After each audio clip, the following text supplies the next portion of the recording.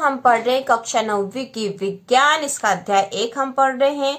और इसमें हमने हमारे आसपास के पदार्थ, यह अध्याय हम पढ़ रहे थे। इसमें हमने पदार्थ के 3 अवस्थाएं पढ़ ली थी, ठोस, द्रव और गैस। पदार्थ के कणों के जो है अभिलाक्षणिक गुण पढ़ लिए थे कि इनके बीच रिक्त स्थान होते हैं, पदार्थ के कण निरंतर गतिशील होते हैं और पदार्थ के कण एक दूसरे को आकर्षित करते हैं।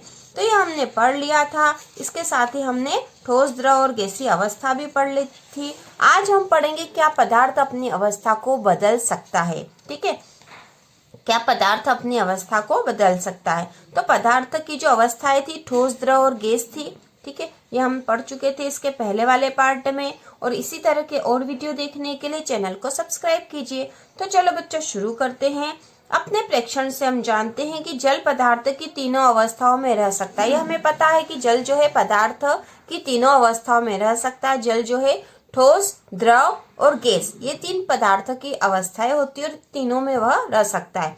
ठोस जैसे बर्फ, द्रव जैसे जल एवं गैस जैसे जल वाष्प। अवस्था बदलने के दौरान पदार्थ के अंदर क्या होता है। जब इनकी अवस्था बदलती, मतलब बर्फ से जब जल बन जाता है, बर्फ से जब पानी बन जाता है या पानी से जब वाष्प बन जाती है, तो इसके अंदर क्या परिवर्तन होता है, क्या होता है। अवस्था के परिवर्तन से पदार्थ के कणों पर क्या प्रभाव पड़ता है।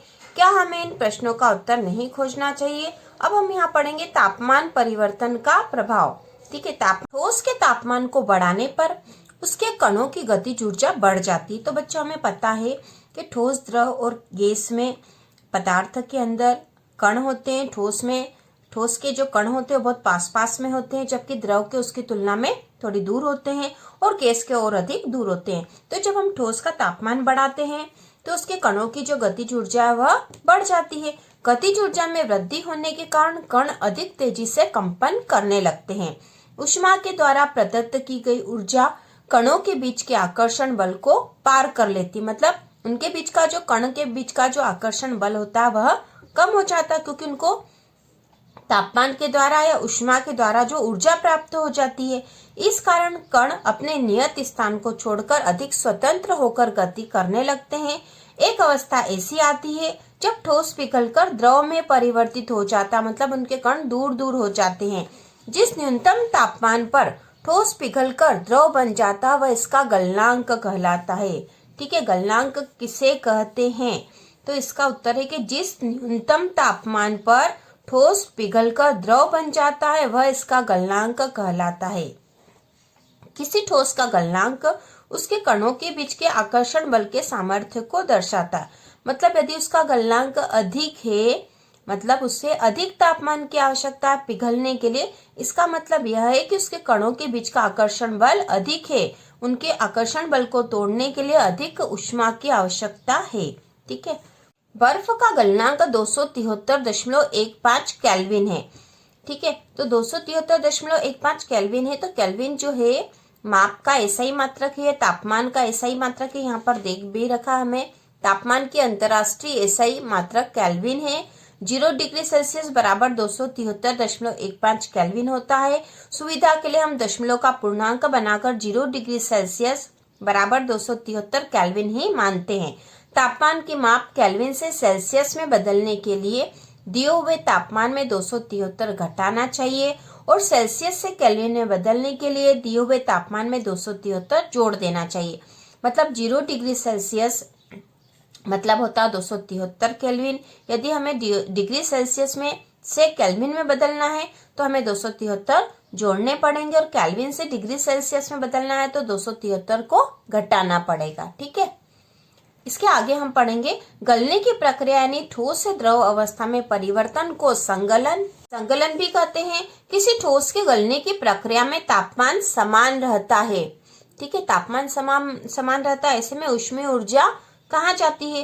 तो यहाँ बताया गया है कि वह ऊष्मीय ऊर्जा वास्तव में गुप्त ऊष्मा के रूप में रहती है। तो गलने के प्रक्रिया के दौरान आपने ध्यान दिया होगा कि गलनांक पर पहुंचने के बाद जब तक संपूर्ण बर्फ पिघल नहीं जाती तापमान नहीं बदलता है। जब तक कि पूरी बर्फ नहीं पिघलेगी उसका तापमान वही रहेगा। बीकर को ऊष्मा प्रदान करने के बावजूद भी ऐसा ही होता है। कणों के पारस्परिक आकर्षण बल को वशीभूत करके पदार्थ की अवस्था को बदलने में इस ऊष्मा का उपयोग होता है, जो कि तापमान में बिना किसी तरह की वृद्धि दर्शाए इस ऊष्मीय ऊर्जा को बर्फ अवशोषित कर लेती है। यह माना जाता है कि यह बीकर में ली गई सामग्री में छुपी रहती है, जिसे गुप्त ऊष्मा कहते हैं। ठीक है, जब तक कि पूरी बर्फ नहीं पिघलती, बर्फ का तापमान या उस पानी का तापमान वही रहता है, तो वह जो ऊष्मा तो उसे प्राप्त हुई थी, लेकिन वह कणों के बीच में संग्रहित रहती है और उसे गुप्त ऊष्मा कहा जाता है।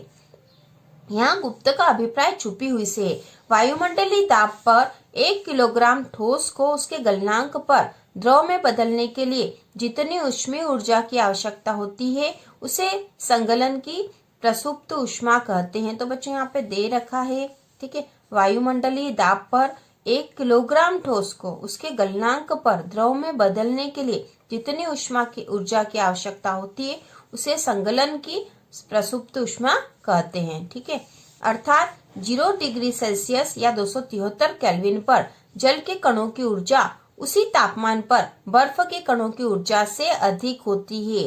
ठीक है, उसी तापमान पर बर्फ के कणों की ऊर्जा से अधिक इसलिए होगी क्योंकि 0 डिग्री सेल्सियस पर यदि जल के कण बन गए हैं तो उनके पास जो है संगलन की प्रसुप्त ऊष्मा भी है, इसलिए उनके कणों की जो ऊर्जा है बर्फ के कणों की ऊर्जा से अधिक होगी।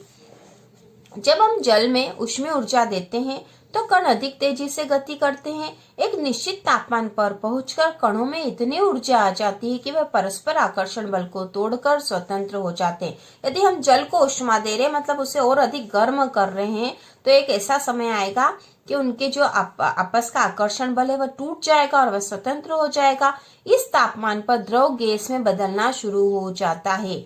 वायुमंडलीय दाब पर वह तापमान जिस पर द्रव उबलने लगता है उसे उसका क्वथनांक कहते हैं। ठीक है बच्चों, हमने गलनांक भी पढ़ लिया और क्वथनांक भी पढ़ लिया है, और इन दोनों को परिभाषा आपको आनी चाहिए, समझ होना चाहिए कि क्वथनांक और गलनांक क्या होता है, क्योंकि जब आगे इन शब्दों का प्रयोग होगा तो उनकी परिभाषा नहीं दी गई होगी और हमें तुरंत समझ में आना चाहिए कि गलनांक और क्वथनांक क्या होता है।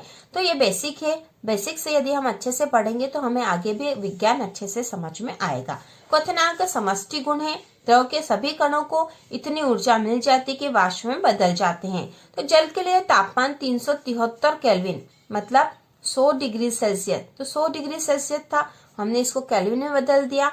तो 100 डिग्री सेल्सियस को केल्विन में बदलने के लिए 100 में हम 273 को जोड़ दिया है, तो 373 केल्विन जो है जल का जो वह तापमान है जिस पर यह वाष्प में बदल जाता है, यह इसका क्वथनांक है। तो जल का क्वथनांक होता है 100 डिग्री सेल्सियस, यदि इसको केल्विन में बदलेंगे तो 373 केल्विन हो जाएगा। क्या आप वाष्पीकरण की गुप्त ऊष्मा को परिभाषित कर सकते हैं? उसे उसी तरह परिभाषित कीजिए जैसे हमने संगलन के प्रसुप्त ऊष्मा को परिभाषित किया है। ठीक है, अब हम आगे पढ़ेंगे बच्चों। ठीक है, आगे हम पढ़ेंगे ठोस अवस्था। ठीक है, ठोस अवस्था को जब ऊष्मा दी जाएगी, ठोस अवस्था को यदि हम गर्म करेंगे, किसी ठोस को गर्म करेंगे तो वह द्रव में बदल जाएगा। उसके गलनांक पॉइंट तक, गलनांक बिंदु तक जब उसे गर्म करेंगे तो द्रव में बदल जाएगा, और द्रव को यदि क्वथनांक तापमान तक उसे तापमान देंगे तो वह गैसीय अवस्था में बदल जाएगा। उसी प्रकार गैसीय अवस्था में यदि शीतलता करेंगे, उसका तापमान कम कर देंगे तो द्रव में, और द्रव से ठोस में बदल जाएगा। अतः हम यह कह सकते हैं कि तापमान बदलकर हम पदार्थ को एक अवस्था से दूसरी अवस्था में बदल सकते हैं।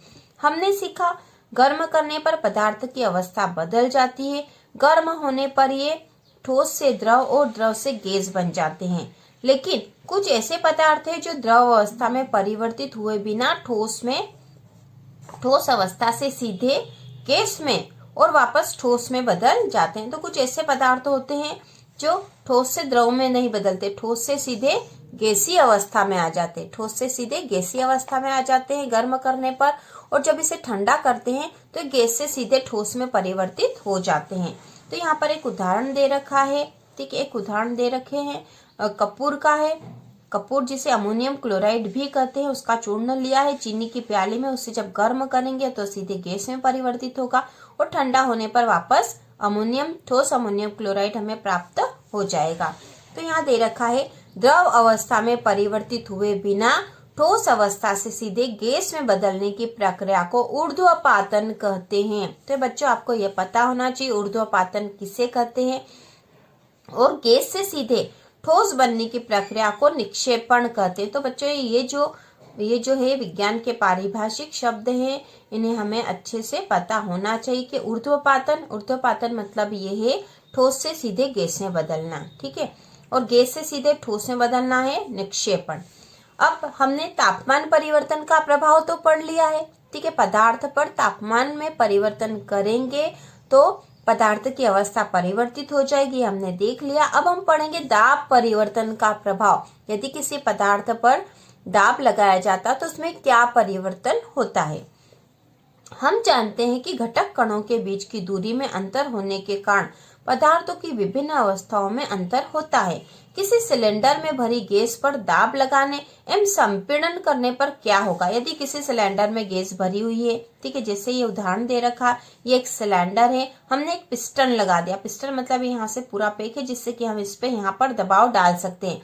तो यहाँ हमने गैस भरी है, यदि हम इस पे दबाव डालेंगे, ठीक है, इस गैस पर अधिक दबाव डालेंगे तो यह द्रव में परिवर्तित हो जाएगी, ठीक है, इसके कण पास में आ जाएंगे, ठीक है, पास में आ जाएंगे, और अधिक दबाव डालने पर यह और अधिक कण पास में आ गए हैं। तो दाब के बढ़ने और तापमान घटने से गैस द्रव में बदल सकती है, ठीक है, यदि दाब बढ़ाएंगे और तापमान को यदि कम कर देंगे तो गैस जो है द्रव में बदल सकती है। क्या आपने ठोस CO2 मतलब है कार्बन डाइऑक्साइड, ठीक है, CO2 मतलब कार्बन डाइऑक्साइड, जिसमें कार्बन का एक भाग है और ऑक्सीजन के 2 भाग है, के बारे में सुना है। इसे उच्च दाब पर संग्रहित किया जाता है ना, उच्च दाब अधिक दबाव पर ही इसे संग्रहित करते हैं। जब वायुमंडलीय दाब का माप एक एटमॉस्फेयर ATM, तो बच्चों ये ATM जो है एटमॉस्फेयर है, ये दाब की इकाई है, ठीक है, जिसे यहाँ दे रखा है एटमॉस्फेयर ATM गैसीय दाब के मापन का मात्रक है। दाब का एसआई मात्रक पास्कल है, ठीक है बच्चों, दाब का एसआई मात्रक पास्कल है। 1 ATM बराबर 1.01 गुणित 10⁵ पास्कल। वायुमंडल में वायु का दाब वायुमंडलीय दाब कहलाता है। समुद्र की सतह पर वायुमंडलीय दाब 1 एटमॉस्फेयर होता है ना, समुद्र की सतह पर 1 एटमॉस्फेयर होता है, इसे सामान्य दाब कहा जाता है। तो दाब का जो एसआई मात्रक तो पास्कल है, ठीक है, और हम सामान्य तौर पर उसे एटमॉस्फेयर 1 ATM से नापते हैं, ठीक है, 1 ATM बराबर होता है 1.01 गुणित 10⁵ पास्कल। तो पास्कल जो है दाब का एसआई मात्रक है। तो 1 एटमॉस्फेयर हो तो ठोस कार्बन डाइऑक्साइड द्रव अवस्था में आए बिना सीधे गैस में परिवर्तित हो जाती है। यही कारण है कि ठोस कार्बन डाइऑक्साइड को शुष्क बर्फ कहते हैं। यदि 1 एटमॉस्फेयर दाब पर कार्बन डाइऑक्साइड को 1 एटमॉस्फेयर दाब पर रखेंगे तो यह सीधे जो है गैस में परिवर्तित हो जाती है, इसलिए इसे शुष्क बर्फ भी कहते हैं। तो कार्बन डाइऑक्साइड को शुष्क बर्फ क्यों कहा जाता है, तो इसका उत्तर होगा कि जब वायुमंडलीय दाब का माप 1 एटमॉस्फेयर हो तो ठोस कार्बन डाइऑक्साइड द्रव अवस्था में आए बिना सीधे गैस में परिवर्तित हो जाती है, ठीक है, यही कारण है कि ठोस कार्बन डाइऑक्साइड को शुष्क बर्फ कहते हैं। तो यहाँ से छोटे छोटे क्वेश्चन बन रहे हैं बच्चों, आपको एग्जाम में आ सकते हैं इस तरह के, जैसे ऊर्ध्वपातन क्या है, निक्षेपण क्या है, गलनांक, क्वथनांक, शुष्क बर्फ, ठोस कार्बन डाइऑक्साइड को शुष्क बर्फ क्यों कहते हैं, तो इसका उत्तर भी यहाँ पर हो गया है। इस तरह से हम कह सकते हैं कि पदार्थ की अवस्था यानी ठोस, द्रव और गैस दाब और तापमान के द्वारा तय होती है, ठीक है, तो दाब और तापमान के द्वारा तय होती है, हमने देख लिया है। ये तीनों अवस्थाओं में पदार्थ का रूपांतरण भी हमने अभी देख लिया था। अब हम आगे पढ़ेंगे, ठीक है, आगे पढ़ेंगे। यहाँ पर दे रखा बच्चों निम्नलिखित तापमान को सेल्सियस में बदले, तो ये केल्विन में दे रखा, केल्विन से यदि हमें सेल्सियस में बदलना है तो हमें 273 को, ठीक है, तापमान को सेल्सियस में बदले तो ये केल्विन में दे रखा, केल्विन से सेल्सियस में बदलने के लिए हमें 273 इसमें से घटाना पड़ेगा, ठीक है। अब आगे हम पढ़ेंगे वाष्पीकरण। पदार्थ की अवस्था बदलने के लिए क्या सदैव ऊष्मा देना या दाब बदलना आवश्यक है। क्या अपने दैनिक जीवन में आप ऐसा कोई उदाहरण दे सकते हैं जिसमें बिना क्वथनांक पर पहुंचे, ठीक है। क्वथनांक मतलब वह तापमान जिस पर कि कोई द्रव गैस में बदल जाती है। बिना क्वथनांक पर पहुंचे हुए क्या कोई द्रव वाष्प अवस्था में बदल जाता है? जल को खुला छोड़ देने पर यह धीरे धीरे वाष्प में परिवर्तित हो जाता है। तो ऐसे उदाहरण भी हमने देख रखे हैं। इसके आगे हम पढ़ेंगे गीले कपड़े सूख जाते हैं। ठीक है, गीले कपड़े जैसे सूख जाते हैं तो यह सबसे अच्छा उदाहरण है कि द्रव कैसे गैस में परिवर्तित हो जाता है बिना क्वथनांक पर पहुंचे हुए। हम जानते हैं कि पदार्थ के कण हमेशा गतिशील होते हैं और कभी रुकते नहीं।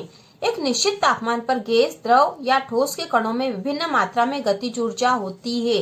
द्रव में सतह पर स्थित कणों के कुछ अंशों में इतनी गतिज ऊर्जा होती है कि वे दूसरे कणों के आकर्षण बल से मुक्त हो जाते हैं। क्वथनांक से कम तापमान पर द्रव के वाष्प में परिवर्तित होने की प्रक्रिया को वाष्पीकरण कहते हैं। ठीक है बच्चों, तो बिना क्वथनांक पर पहुंचे हुए भी द्रव के कण जब वाष्प में परिवर्तित हो जाते हैं तो उस प्रक्रिया को वाष्पीकरण कहते हैं। अब यहाँ आगे दे रखा वाष्पीकरण को प्रभावित करने वाले कारक। तो वाष्पीकरण को प्रभावित करने वाले कारक को हम कपड़े सूखने की प्रक्रिया के द्वारा आसानी से समझ सकते हैं और उसी के द्वारा हमको आसानी से याद भी रह जाएगा, अलग से कुछ करने की आवश्यकता ही नहीं होगी। जैसे पहला है प्रभावित करने वाले कारक में सतह क्षेत्र बढ़ने पर। यदि सतह का क्षेत्र बढ़ जाएगा तो वाष्पीकरण आसानी से और जल्दी होने लग जाएगा। जैसे कपड़े यदि हम फैला के डाल देंगे तो जल्दी सूख जाएंगे और यदि उसे ऐसे ही डालेंगे तो धीरे सूखेंगे। ठीक है, क्योंकि उसका सतह का क्षेत्रफल बढ़ जाता है। दूसरा है तापमान में वृद्धि। यदि हम कपड़ों को धूप में सुखाएंगे तो और जल्दी सूखेंगे क्योंकि तापमान बढ़ा हुआ है, जिससे कणों को उनकी गतिज ऊर्जा और जल्दी मिल जाएगी। और यदि छांव में सुखाएंगे तो धीरे सूखेंगे। ठीक है, आर्द्रता में कमी। जैसे यदि तापमान में आर्द्रता है, मतलब जैसे बरसात का मौसम है, उस समय वायुमंडल में आर्द्रता होती है, तो ऐसी स्थिति में कपड़े धीरे सूखते हैं। जबकि यदि वायुमंडल साफ सुथरा है, ठीक है, मौसम साफ सुथरा है, तो ऐसी स्थिति में कपड़े जल्दी सूख जाते हैं। उसके बाद है वायु की गति में वृद्धि। यदि वायु की गति में वृद्धि होती है, यदि वायु की गति अधिक होती है तो उस स्थिति में भी कपड़े जल्दी सूख जाते हैं। ऐसी स्थिति में वाष्पीकरण जल्दी हो जाता है, कणों को उनकी गतिज ऊर्जा जल्दी मिल जाती है। जबकि वायु की गति यदि कम है, वायु है ही नहीं, बहुत कम चल रही है, मतलब उस समय हवा कम चल रही है, ठीक है, वायु है ही नहीं, ऐसा तो हो ही नहीं सकता है। यदि वहां पर हवा कम चल रही है, हवा तेजी से नहीं चल रही है, तो ऐसी स्थिति में कपड़े धीरे सूखेंगे। तो इस प्रकार से हम इसको आसानी से हम समझ सकते हैं। अब हम पढ़ेंगे वाष्पीकरण के कारण शीतलता कैसे होती है। ठीक है, वाष्पीकरण के कारण शीतलता कैसे होती है, तो इसका एक उदाहरण दे रखा। सबसे पहले हम देख लेते हैं। जब आप एसीटोन या नाखूनों की पालिश, जो नाखून पालिश को हटाने वाला द्रव होता है, उसे हम अपनी हथेली पर गिराते हैं तो क्या होता है, इसके कण आपकी हथेली या उसके आसपास से ऊर्जा प्राप्त कर लेते हैं और वाष्पीकृत हो जाते हैं। ठीक है, अब उसको हथेली पर डालोगे तो उसके कण वाष्पीकृत हो जाएंगे और आपको जो है अपनी हथेली में शीतलता, ठंडक महसूस होगी। तो तेज धूप वाले गर्म दिन के बाद लोग अपनी छत या खुले स्थान पर जल छिड़कते हैं। यह भी आपने देखा होगा। ठीक है, जल छिड़कते हैं, जल के कण वाष्पीकृत हो जाएंगे और वह जो जगह होगी वह ठंडी हो जाएगी, क्योंकि जल के वाष्पीकरण की गुप्त ऊष्मा गर्म सतह को शीतल बनाती है। क्या आप वाष्पीकरण के कारण शीतल होने के और उदाहरण दे सकते हैं? तो इसके उदाहरण भी आप दे सकते हो। जब हमारे शरीर पे पसीना होता है, पसीना जैसे ही सूखता है तो हमारा शरीर ठंडा हो जाता है। ठीक है, अब एक और यहाँ पे क्वेश्चन है, गर्मियों में हमें सूती कपड़े क्यों पहनने चाहिए? ये क्वेश्चन बनता बच्चों। ठीक है, कारण बताइए कि गर्मियों में हमें सूती कपड़े क्यों पहनना चाहिए। ठीक है, तो ये इसका उत्तर यहाँ पर हो जाएगा। शारीरिक प्रक्रिया के कारण गर्मियों में हमें ज्यादा पसीना आता है, जिससे हमें शीतलता मिलती है। ठीक है, पसीना आएगा, पसीना सूखेगा और हमें शीतलता प्राप्त होगी। जैसा कि हम जानते हैं, वाष्पीकरण के दौरान द्रव की सतह के कण हमारे शरीर या आसपास से ऊर्जा प्राप्त करके वाष्प में बदल जाते हैं। वाष्पीकरण की प्रसुप्त ऊष्मा के बराबर ऊष्मीय ऊर्जा हमारे शरीर से अवशोषित हो जाती है, जिससे शरीर शीतल हो जाता है। क्योंकि सूती कपड़ों में जल का अवशोषण अधिक होता है, इसलिए हमारा पसीना इसमें अवशोषित होकर वायुमंडल में आसानी से वाष्पीकृत हो जाता है। ठीक है, इसलिए हमें गर्मी के दिनों में सूती कपड़े पहनने चाहिए। अब आगे दे रखा, बर्फीले जल से भरे गिलास की बाहरी सतह पर जल की बूंदें क्यों नजर आती? बच्चों, यह भी कारण बताओ का क्वेश्चन है कि बर्फीले जल से भरे गिलास की बाहरी सतह पर जल की बूंदें क्यों नजर आती है? तो ये जो जल की बूंदे जो है वास्तव में वायुमंडल में जो जलवाष्प होती है उसकी बूंदे होती है। ठीक है, किसी बर्तन में हम बर्फीला जल रखते हैं, जल्दी ही बर्तन की बाहरी सतह पर हमें जल की बूंदे नजर आने लगेगी।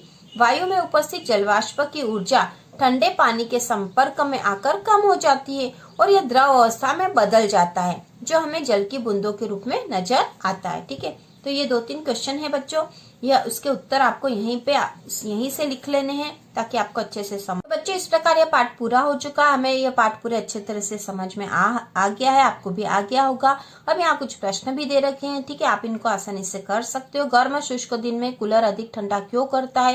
क्योंकि शुष्क दिन में जब सभी और गर्म रहता है तो जैसे ही ठंडक या जलवाष्प पहुंचती है तो वहां पर जो गर्मी होती है वह वाष्प के रूप में निकल जाती है और आसपास सब दूर ठंडा हो जाता है। गर्मियों में घड़े का जल ठंडा क्यों होता है? तो इसका कारण भी वही होगा। एसीटोन, पेट्रोल या इत्र डालने पर हमारी हथेली ठंडी क्यों हो जाती? क्योंकि पेट्रोल या एसीटोन जो है तुरंत ही वाष्प में परिवर्तित हो जाते हैं और हमारे जो हथेली जो है उसकी वाष्प को वो ग्रहण करके पेट्रोल के कण वाष्प में परिवर्तित हो जाते हैं, जिससे कि हमें अपनी हथेली जो है ठंडी महसूस होती है, जो हमने यहाँ पर उदाहरण में भी देखा था। कप की अपेक्षा प्लेट में हम गर्म दूध या चाय जल्दी क्यों पी लेते हैं? क्योंकि कप में जो है सतह का क्षेत्रफल कम होता है, जबकि प्लेट में जैसे ही हम गर्म दूध या चाय डालते हैं तो सतह का क्षेत्रफल बढ़ जाने से वह जल्दी ठंडा हो जाता है। ठीक है, गर्मियों में हमें किस तरह के कपड़े पहनने चाहिए तो यह हमने अभी देख लिया था बच्चों, तो हमें यह समझ गए हैं। इस प्रकार यह पाठ पूरा हो चुका है।